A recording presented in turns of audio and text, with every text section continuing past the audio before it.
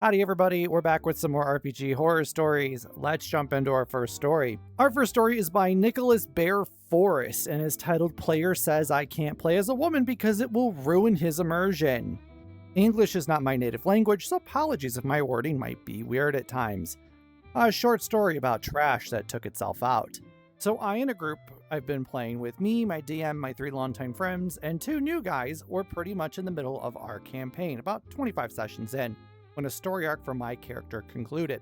He was a warlock, but his whole deal was that he was binded by a contract since the moment he was born because his father offered him a firstborn child as a sacrifice. My character wanted to free himself from his contract and ultimately succeeded, broke his link with his quote patron, and also lost all of the powers that came with it.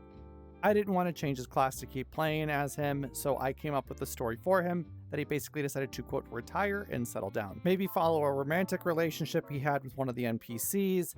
My DM was happy with it, and he agreed for me to come back with another character. So I worked with my DM on this new character, and I decided that this time I wanted to play a woman. It wasn't anything new for me or my DM. I played as both men and women in the past, and there was never any issue. My previously mentioned longtime friends are all women, but they also sometimes played men characters. But so it happens that this time they were all playing as women. When I introduced my new character on the next session, everyone was alright with it, except for one of the new guys, who asked why I would want to play as a woman. I said that there is no particular reason, I just wanted to. He said that it's not immersive, and throughout the session he kept making jokes that my character has a mustache because I did at the time IRL, and so on. Thankfully, I wasn't the only one at the table that was uncomfortable with it, as all my friends were too, so we told him after the game that he either stops acting like that or he stops playing with us.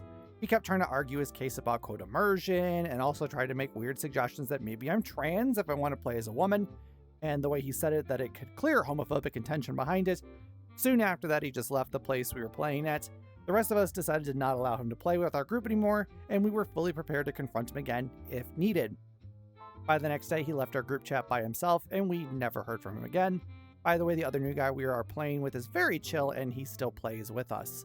That's kind of like a wild thought to me. Can't play as the gender you don't identify as because of my immersion. So does the DM, assuming they're male, like, they can only play male NPCs then? Are characters required to be the species that the player is as well? So only humans in the campaign? Can't picture OP as an elf because they're human in real fucking life. Please think of my immersion. Like, what a fucking dipshit. I'm thankful the trash took itself out and they didn't have to, actively really kick them from the game, even though they kind of did. I'm really glad that they also unified as a front, that they were actively uncomfortable with the situation, and the party itself took it upon themselves to talk with the other player and go, listen, if you want to keep playing in our game, you're going to have to cut the crap. They didn't want to cut the crap. They can go find another table. Our next story is from user It's the Kaiser and is titled Party Tries to Sell My Wife into Slavery. I was DMing a campaign for some newer friends I found at a local game shop. 4 party members in total, including my wife, who is a pretty experienced player. I made it clear at the beginning during session 0 that the campaign was a straightforward Forgotten Realms campaign with some dark, gritty story elements like racism and slavery. The intention was to use these to drive some narrative elements. The party were ultimately meant to be heroes. We got to level 6 in just over half a year of play. No major issues, except for one party member being a little overly edgy. The party was still stereotypically heroic. I noticed that the party hasn't had a lot of moments to really come together and connect, so I planned an encounter for them to come across a slave ship at sea. The slavers boarded the hero ship and offered to let the crew go in exchange for all the females on the ship. Okay, so far so good. I feel like kind of racism and slavery are common things that bad guys are into in D&D, which I can't blame DMs for. Who doesn't want to kick the teeth in on a racist slaver? Hopefully themes were discussed and approved by everybody. Going to assume they were, because we're 6 months into the campaign here and I haven't seen anything in this first couple paragraphs that would denote there's an issue. Only issue I could potentially see is that the slavers boarded the ship and demanded all females be offloaded onto their ship as slaves. That's the only potential real issue here. They could have just been very generic and been like, hey, everybody, give yourselves up. Well, because, hey, new employment, you're a slave now or something. That would be more generic mustache twirling bad guy.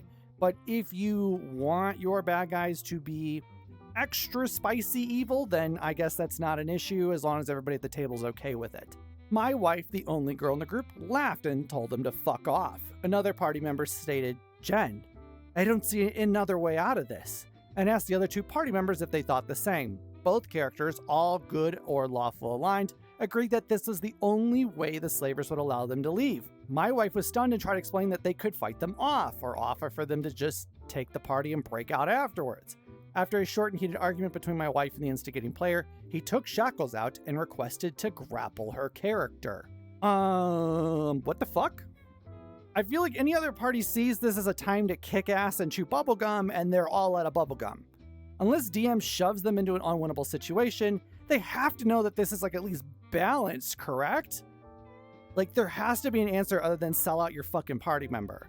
We're also at a dangerous place here, with one player looking to take another player's agency. This stuff needs to be treated carefully and with respect. Before my wife could start cussing him out, I stopped the session. The three other party members started trying to justify their reasoning. I couldn't think of anything else that would have gotten us out of there. It's what my character's decision would have been. Y'all are taking this too seriously. I told them repeatedly to get out of my house, and I would address it in our Discord in the morning. My wife was obviously furious and vented to me that night, but I made it clear that this was on them and that the campaign was over. Okay, how in the actual fuck did the other party members not ask if there was anything that could be done other than sell out their fellow party member? Is this campaign one where the party fights in unwinnable situations constantly? Why are they so brazen to jump to giving into the bad guys once? Good on DM for shutting them down, because they were trying to take player agency actively. We're not even going to broach the topic of selling somebody into slavery. I'm just focusing here on the topic of you have party members actively taking agency from somebody else at the table. Taking player agency is a very quick way to sour an entire campaign. After I cooled off, I typed out the Discord message. I'm going to address last night's session, and I'm not going to beat around the bush. The campaign is done. Y'all can try and justify your actions and tell me I'm taking the game too seriously all you want. At the end of the day, this campaign was for heroes, and each of you were willing to let your party member be sold into slavery at the drop of a hat. That wasn't just villainous, it was irredeemable. None of you even approached the idea of a possible rescue or tricking the slavers, just straight up sell your friend into slavery. Realistically, if I were to allow that to play out, the moment she would have been freed, she would have hunted you all down. In no world would you have been able to ever be a party ever again. And that's not the kind of campaign that I was running. That was clear from the start. I hope you all find the campaign that you want, but it's not going to be with us. Again, understandable the DM and wife are pissed. I would personally be too. I have to ask though, was there any prodding the DM could have done to help sway them this way?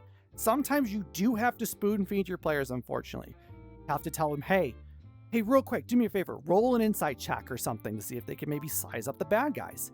You know, perhaps when they roll this insight check, they get the idea that while there's a great number of minions in number, they don't seem too eager to fight. So then perhaps if the head slaver ended up dying, the others would break quite easily. Was there no assistance to try to help the players figure this out? Perhaps stopping and having a conversation would have helped out greatly. But if the three players were so dead set on betraying their comrade and wouldn't consider shit even with prodding, fuck them. Two of the players started ranting, but the other one genuinely apologized and felt horrible about his decision, so at least one of them wasn't completely irredeemable. Follow up, I've seen several comments expressing that I caused this by giving the party the scenario in the first place, so let me clarify my intent. Me putting in the grim story elements was never meant to give the party an option to do evil deeds, it was to give them obvious targets. The option to give the crew to the slavers without a fight was never meant to be an option at all. My wife had no issue with the scenario because she didn't expect the party would even consider selling her out. At the end of the day, I appreciate the feedback, all DMs have different viewpoints. Okay, I'm glad one player apologized, but I do have to ask if the DM did anything to help nudge the players a certain way. Perhaps they don't run their campaign that way and people are expected to speak up with what they want to do or what roles they want to make. If so, fuck them for jumping on the fuck over your, fellow party member bandwagon so quickly. But it also wouldn't have hurt to have the DM give them a nudge in the right direction because, to be honest, you sometimes have to do that. Because sometimes your players they're not putting two and two together. They're looking at a situation and they're not considering everything. And so sometimes you have to nudge them as a DM, go, hey, roll an insight check, roll a perception check, roll an investigation check. You know, hey, Steve, you have a background in, let's say, piracy. Roll me a history check here, and maybe you'll recognize the set of slavers, or maybe he would recognize, you know, the person who's the head slaver or one of the slavers in the group or something. Like, sometimes you have to nudge the players a bit to get them to the end goal. That being said, though, I really do not like the fact that they so quickly, as players, jumped on the let's fucking sell out our teammate bandwagon. That is fucked up. Do not ever do that. If you run a campaign like that, that's fine. And you've agreed that there's going to be inter-party conflict like that, that it is a party that will actively look to fuck each other over. Again, that is fine. But from the sounds of this campaign, this is very much, you are in a grimdark, terrible place, but you are meant to be a beacon of hope, a light, a hero, you know, a shining example of what, you know, humanity, civilization, whatever, the world should actually be. So you need to act like it. And that's what it sounds more like it was. And they just dropped that quickly and jumped on the let's get fuck our friend over bandwagon and just chuck them off the ship. Oh, hey, I didn't see you there.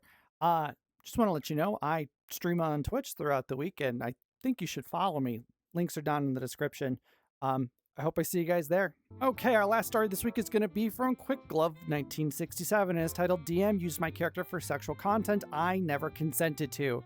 Trigger warning, sexual themes, non-consensual situations, and character humiliation. This happened a few years ago, but it's the reason I haven't joined a public D&D group since. At the time, I had a very young child and was mostly stuck at home. I hadn't played D&D in over a year and rarely got out. My husband saw a post in our local gaming group on social media where someone was recruiting for a homebrew campaign and tagged me, thinking it might be good for me to have something social again. One of my friends was also interested, so I joined. The DM pitched the game as a homebrew with a loose plan, saying he mostly, quote, winged it. That didn't bother me. I was added to a group chat, got a rough setting overview, and made a character, a drow rogue with a very basic backstory. Sessions there went fine, the other players were nice, the setting seemed interesting, and I came back for more sessions. I'm personally a big proponent of using ttrpgs as a way to socialize, especially if you're somebody who isn't very, you know, quote unquote social, like you don't like going to nightclubs and bars or whatever. I like using TTRPGs personally to socialize. It is a real easy way to get yourself in a nice group setting. You can usually control the number of people in that group setting if you don't like big crowds. Y'all usually have a common activity going on, so there's something, you know, that's just going to naturally be happening that keeps time flowing. You know, there's naturally conversation that's coming from that. And it offers a way for people to kind of come out of their shell in different ways, both in interacting with other people, maybe in a smaller, more controlled setting, and also your role playing as somebody you probably are not. And so that is also a fun way to, you know, get out of your shell, as it were. For the first few sessions, everything seemed normal. Then things started to get uncomfortable. At one point, we encountered an NPC who was trying to trick characters into revealing their deepest desires to manipulate a wish spell. My character explicitly said that she didn't want anything, despite that the wish, quote, bounced, and my character was teleported back to the start of the dungeon completely naked. When she eventually reunited with the party, everyone laughed and no one offered her clothes. She stayed that way until we reached a town. I personally felt embarrassed, but told myself it was just awkward humor and that I was probably overthinking it. Okay, I'm personally a bit confused on how this spell bounced and why it resulted the way it did. Out of all of the possible outcomes for a bounced quote-unquote wish spell, did this only bounce for their character? If so, why? I know this could be seen as awkward humor, or maybe crude humor, and at the right table, this could be seen as okay. But I'd be very hesitant to forcibly remove a character's clothing and force them to be naked, especially if you haven't touched on the topic of sexual humor being okay. Like at the right table, this could be a very funny joke, like out of Rush Hour 2, where Inspector Lee and Detective Carter are running across Hong Kong naked after a fight went wrong at a massage parlor. But it has to be at the right table, and it has to be done carefully, because sexual humor or humiliation may not be okay in some people's view. After that, it escalated. On a later adventure, we encountered a beholder. For reasons I still don't understand, the DM decided the beholder had taken a special interest in my character and wanted to pursue her sexually. What the fuck? I repeatedly said no, both in and out of character. The DM ignored this and narrated a non-consensual sexual encounter involving my character. It wasn't graphic, but the implications were very clear. Nope. No. DM's a monster fucker. This is the DM forcing their kink onto the party. No. You do not do this. I do not care if you know others that are into this, that are at the same table as you. Again, say it with me now. Do not force your kinks on other table members. If you have not discussed romance or sex being allowed at the table and to what extent it is allowed, do not just broach it and try it out. This isn't even broaching the issue of OP having potentially previous trauma, because that's a whole other can of worms that could end up getting opened. So not only do we have a kink being forced in the party here, but we're also very much in the realm of a forced sexual encounter / sexual assault involving a player's character at the table. Do you want to destroy a table? Because that is how you destroy a table. I have pre-existing trauma, and this completely shut me down. I froze and didn't really engage for the rest of the session. As if that wasn't enough, during a long rest, it was revealed that the beholder had drugged or magically altered my character, and each time she rested, she would, quote, give birth to spider eggs. What the fuck? At that point, I was trying to laugh it off just to get through the session, but I was panicking internally. I went home afterward and cried. Oh, look, another kink. How is no one else acting weird about this? I would personally be asking what the fuck is wrong with this DM if I was at this table. If sex was not broached as something that is okay, do not just jump into it. Do not broach it without discussion. Don't do this. Don't put your weird kinks and don't do that. Ugh. I left the group immediately after that session and never contacted anyone from it again, including the friend who had joined me. When I told my husband what had happened, he agreed the DM's behavior was completely inappropriate and creepy. I haven't joined another public group since. Instead, my husband started running a game at home so I could play in a safe environment. I'm sharing this now because I've seen people question whether DMs really cross these kind of boundaries. They do, and it can absolutely ruin the hobby for some. All right, I'm glad OP's in a safer place with a better table. Everybody, please do not force your freaking kinks on others at the table. No one is going to be thankful that you forced your deepest, darkest sexual desires on others randomly at the table. Nobody's going to be like, oh, thank God Jimmy did that. Thank God he forced his monster fucking kink on us. It doesn't hurt to specifically broach the topic during session 0, even as a player, and ask that it not be a thing, especially if you're not wanting kinks to be unsuspectingly forced on you at the table. That being said, this is not normal. Normal D&D does not have somebody forcing their weird sexual kinks on you at the table. That's not normal. That being said, though, it never hurts to draw that line in the sand, and because that may end up helping stop this from even occurring. But general etiquette should be to not just dive into taboo topics without first discussing and getting an okay from everybody who is involved at the table. All right, guys, that's going to be it for today. I'd love to hear your thoughts on any of the stories that we talked about today down in those comments. Other than that, don't forget to like, subscribe, and catch me out on Twitch. I will see you guys all in the next one. Bye, everybody.